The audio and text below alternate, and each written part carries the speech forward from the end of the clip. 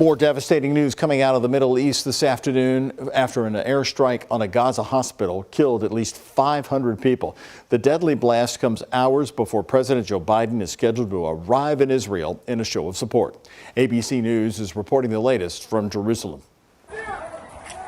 3 days of mourning declared in Gaza after a devastating attack on Baptist Hospital.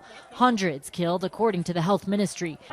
Thousands were sheltering there after being forced to flee from the north of Gaza. It comes as President Biden heads to Israel and the Kingdom of Jordan Wednesday to speak with the regional leaders about this growing humanitarian crisis. And at our request, the United States and Israel have agreed to develop a plan that will enable humanitarian aid from donor nations and multilateral organizations to reach civilians in Gaza, and them alone. Hundreds of trucks with supplies for Palestinians in Gaza are waiting on the Rafah crossing in Egypt to open, hoping to get inside Gaza to deliver vital resources for the millions in need. Aid workers say thousands could starve unless food is allowed in, water and fuel also running out.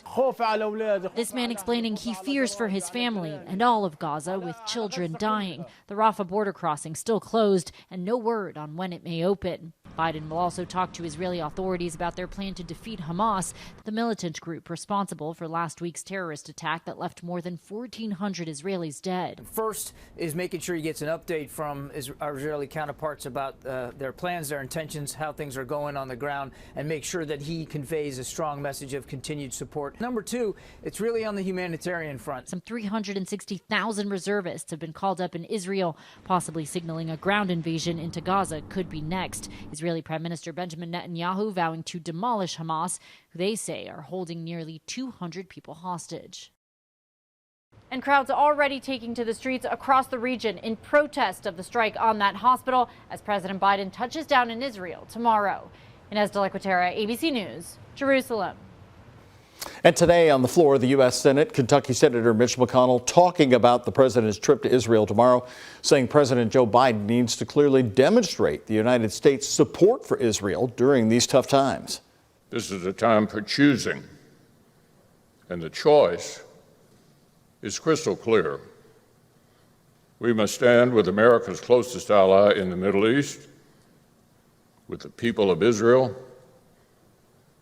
with those held hostage by terrorists, and with their families.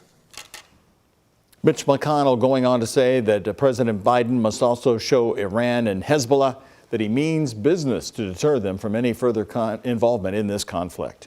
ABC's World News Tonight and David Muir will have more on the deadly hospital strike, the developing news today. That hospital served as a shelter for thousands of people who fled their homes in northern Gaza. And more coverage of President Joe Biden's trip to Israel on ABC's World News Tonight at 6:30, right after WHAS 11 News at 6.